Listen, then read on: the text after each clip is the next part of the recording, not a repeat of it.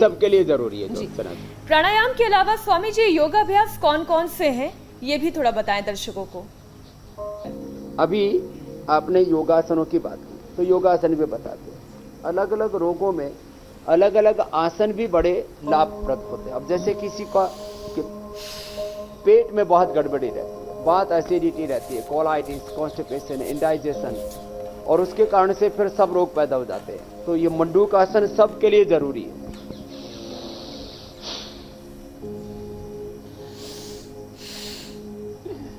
Forward bending, backward bending, यदि ये दो तरह से आसन कर लिए जाएं तो सब प्रकार का लाभ हो जाता है। वैसे वात रोगों में सबसे अच्छा होता है एलोवेरा, गिलोय, हार श्रृंगार, पारिजात निर्गुंडी उसको बोलते हैं। हमारे यहाँ पर उसके पेड़ भी है। या मैं जहाँ योगाभ्यास कर रहा हूँ तो बाईं तरफ यहीं पर हार श्रृंगार का बड़ा पेड़ है और उसके सामने निर्गुंडी भी है। तो हार श्रृंगार और निर्गुंडी और एलोवेरा, इसका जूस पी ले, ताज़ा जूस पी ले तो सबसे ज़्यादा अच्छा है। बाकी तो आजकल सबका एक्सट्रैक्ट भी निकालने लग गए हैं उसको इफेक्टिव बनाने के लिए।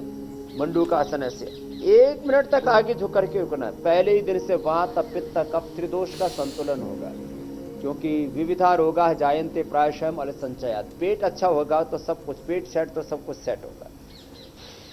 अब अगली बात बता रहा हूं जरा। वात रोगों के लिए हल्दी, मेथी, सौंठ का प्रयोग घर में करने के लिए मैं हमेशा बोलता हूं। हल्दी, मेथी, सौंठ का पाउडर कर लो, सुबह शाम ले लो। लेकिन किसी किसी को फिर वात की दवाई ले लेते तो पित्त बढ़ जाता। हल्दी, मेथी, सौंठ का पाउडर खाओ तो पित्त बढ़ जाएगा। तो हल्दी, मेथी, सौंठ इसको दरदरा कूट करके इसका पानी पिए तो फिर ये पित्त भी नहीं बढ़ेगा। और बहुत ही ज्यादा पित्त प्रकृति है तो एलोवेरा भी जरूर पिए, तो उससे पित्त नहीं बढ़ेगा। लहसुन वात नाशकों में सबसे अच्छा माना जाता है। लेकिन किसी किसी को लहसुन खाने से एकदम एसिडिटी बढ़ जाती है। वैसे तो हम लहसुन प्याज नहीं खाते, लेकिन यदि मैं लहसुन खा लूं तो मुझे खुद ही बहुत भयंकर एसिडिटी हो जाती है। क्योंकि यद्यपि बचपन में मेरी वात प्रकृति थी, अब मेरी पित्त प्रकृति है, पित्त प्रधान प्रकृति है। तो ऐसे आगे झुकना, मंडूक आसन, शशक आसन। तो जिनको लहसुन लेने से गर्मी होती है, लहसुन भिगो के खाएं, नहीं तो लहसुन को तल ले घी के अंदर। पहले 2-3 कली से शुरू करें और बाद में 5-7 कली तक लहसुन की उसके 2-3 टुकड़े करके घी में तल करके खा लें, तड़का लगा करके खा लें, तो फिर वात रोग भी दूर हो जाते हैं। वात रोगों के लिए एक तो ये आगे झुकने वाला, फिर पीछे झुकने वाला, पीड़ांतक, अश्वशिला और चंद्र प्रभा, ये जबरदस्त काम करते हैं। अभी मैं वात, पित्त, कफ का आयुर्वेदिक उपचार भी बता रहा हूं जी। आगे झुके तो मंडूक आसन, शशक आसन, पीछे झुके तो ये, इससे भी पूरा पेट और पीठ का बैलेंस होना बहुत जरूरी है। तो ये बैलेंस हो जाता है आगे पीछे झुकने मात्र से। तो ये डेली अभ्यास करें, आराम आराम से कर लिए जाते हैं। योगाभ्यास को एक अनुष्ठान की तरह करें। ठीक है, जवान बेटा बेटियों के लिए हम सूर्य नमस्कार बताते हैं, दंड बैठक भी बताते हैं, उनके लिए पसीने बहाने वाला भी अभ्यास बताते हैं। मोटापा वालों के लिए भी हम स्थित कोणासन, भुजंगासन, अवदलासन, पाद वृत्तासन, द्विचक्रिकासन में कहता हूँ ये 50-50, 100-100 बार, और एक एक अभ्यास को 5-5 बार करो तो 500-500 बार भी कर सकते हैं जी। तो ये आगे और पीछे झुकने से, पेट पीठ का बैलेंस होने से, फॉरवर्ड बैकवर्ड बेंडिंग से वात, पित्त, कफ तीनों संतुलित होते हैं। ऐसे ही पद्मासन में बैठ के आगे झुक गए तो योग मुद्रासन, पीछे झुक गए तो सुप्त पद्मासन या मत्स्यासन हो जाएगा। अभी वात रोगों के लिए मैं बता रहा था, ये पीड़ांतक, अश्वशिला और ये चंद्र प्रभा, ये इतने जबरदस्त हैं, किसी के कार्टिलेज भी घिस गए, अर्थराइटिस, रोमेटाइटिस, अर्थराइटिस, किसी को जिसको आजकल बोलते हैं ना यूरिक एसिड इतना बढ़ जाता है, आर फैक्टर इतना बढ़ जाता है, अंग टेढ़े मेढ़े हो जाते हैं, सूज जाते हैं, 1 इंच भी आगे नहीं चला जाता है, ये हालत हो जाते हैं, आदमी बेड रिडन हो जाता है। अच्छा स्वामी, वो भी ठीक हो जाता है। बताइए। और एलोपैथी में पेन मैनेजमेंट है जी। स्वामी जी, कुछ पूछ रहे थे, आप पूछ लो। जी स्वामी जी, एक बात बताइए, वात पित्त कफ रोग की जिन्हें समस्या है, इन प्राणायाम योगाभ्यास के अलावा क्या कोई पसीना बहाने वाला योगाभ्यास भी वो कर सकते हैं, हाई इंटेंसिटी योगा?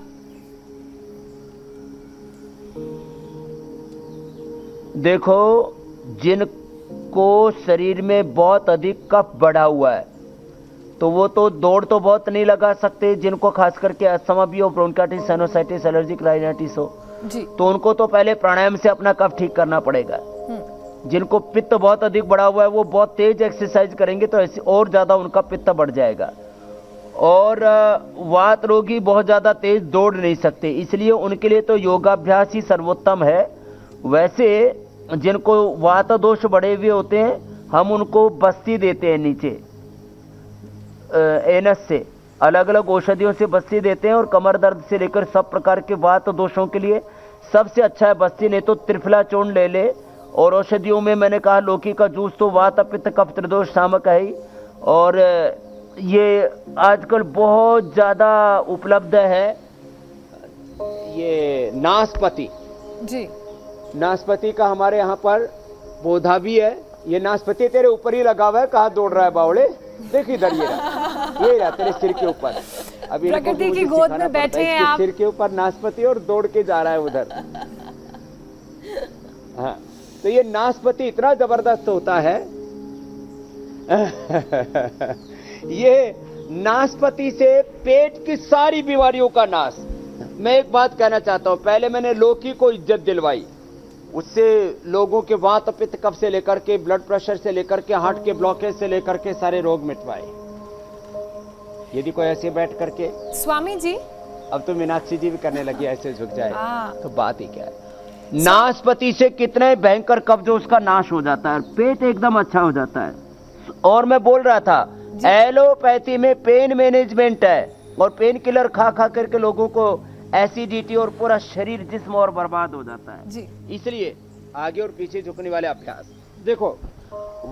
वात के लिए मैंने बता दिया, और पेट को ठीक रखने के लिए बोल दिया हरी सब्जियां पहले, वैसे सलाद खाएं, फल खाएं, फिर पका हुआ खाएं, धीरे धीरे चबा चबा करके खाएं, खाने के 1 घंटे बाद पानी पिएं जी। सुबह दही, दोपहर छाछ, रात को खाने के 1 घंटे बाद दूध पिए, रात को दही छाछ ना ले। ऐसे विरुद्ध आहार का भी ध्यान रखें, ये बहुत जरूरी है। फिर ये आप कुछ पूछ रहे थे, पूछ लीजिए। ये स्वामी जी, दरअसल आज का हमने अपना ये वीकेंड स्पेशल शो दर्शकों की समस्याओं के समाधान के लिए भी रखा है, लेकिन हम त्रिदोष दूर करने के लिए और शरीर को डिटॉक्स करने की क्रिया आपसे जान लेते हैं, क्योंकि नेति, धोती और वमन, आपने कहा कि वमन करना भी आज आप सिखाएंगे। हाँ, नेति, धोती, वमन सब कुछ सिखाएंगे। और देखो थोड़े तो अभ्यास और कर लेते, 2-3 मिनट। भुजंगासन में कह रहा था, आगे पीछे झुकने से पूरे शरीर का बैलेंस बन जाता है। भुजंगासन, शलभासन, सीधे लेट के मरकटासन, उत्तान पादासन, पवन मुक्तासन करते हुए वात पित्त कफ तीनों का उपचार मैं बता दे रहा हूं। वात का बता दिया, अभी पित्त का बताता हूं। पित्त के लिए सबसे अच्छा है एलोवेरा वीटग्रास, लौकी का जूस जी। और ये अविपत्तिकर चूर्ण आयुर्वेद में युगों युगों से खाया जाता है। अविपत्तिकर चूर्ण, अविपत्तिकर चूर्ण 100 ग्राम मुक्ता शुक्ति 10 ग्राम मिला के सुबह शाम 1-1 चम्मच खा लो, कितनी भयंकर एसिडिटी ठीक हो जाती है। लोग जिंदगी भर के लिए एलोपैथी की दवाइयां खाते रहते हैं। एलोवेरा जूस, वीटग्रास, लौकी का जूस, अविपत्तिकर मुक्ता शुक्ति। और फिर थोड़ा इजी कर दिया हमने, किसी को बहुत ही ज्यादा हो तो उसमें मोती पिष्टी भी मिला देते हैं, मोती रखा हुआ। और ये सुखदावटी हमने एक बना रखी है, जिनको एसिडिटी हो 2-2 गोली सुबह दोपहर शाम खा ले। और योगाभ्यास करें, बहुत जरूरी है। जो सुबह योगाभ्यास करेंगे, मंडूकासन आदि जो हमने बताए, शलभासन, और अभी पूरा कर दे रहे हैं इसको ऐसे, और सीधे लेट करके मरकटासन और पवन मुक्तासन, उत्तान पादासन, इतना जी तो जी सबके जी लिए जरूरी। अच्छा स्वामी जी, ये भी बताइए तो पित्त रोगों के लिए एक और बार फिर में क्या एक से ज्यादा 2 या 3 दोष भी शरीर में हो सकते हैं, और क्या इनका हमारे जीन से, जेनेटिक्स से कुछ लेना देना है? 100% लेना देना है। वात पित्त कफ ये प्रकृति माता पिता से मिलती है। जैसे बॉडी का स्ट्रक्चर मिलता है, उसी तरह से वात पित्त कफ प्रकृति भी ये हमें विरासत में मिलती है। और एक साथ किसी किसी के दो, किसी के तीनों ही दोष प्रकोपित हो जाते हैं। त्रिदोष प्रशमन के लिए तो प्राणायाम से बेहतर कुछ है ही नहीं। तो अभी मैं वात और पित्त के लिए बता दिया, अब कफ के लिए बता देता हूँ। कफ के लिए सबसे अच्छा स्वासारी, जिसके ऊपर बड़ा भयंकर विवाद चल रहा है कुछ दिनों से। स्वासारी से, दूध में हल्दी शिलाजीत से, च्यवनप्राश से, जी दूध में आप छोटी पिपली पका करके पीते उससे, त्रिकुटा सीतोपलादि युगों युगों से, सदियों से हमारे यहाँ पर प्रयोग होते आए। एक दम्बेल बताएंगे। दम्बेल के पत्ते जो है वो काली मिर्च के साथ चूसने मात्र से 3 से 7 दिन के अंदर कितने भयंकर दमा हो एकदम ठीक हो जाता है। नहीं तो कहते थे दमा तो दम के साथ ही जाता है। ये पवन मुक्तासन भी जी आधा से 1 मिनट, जी। ये उत्तान पादासन भी आधा से 1 मिनट, लगातार आपसे बहुत सारे सवालों के जवाब जानना चाहते हैं।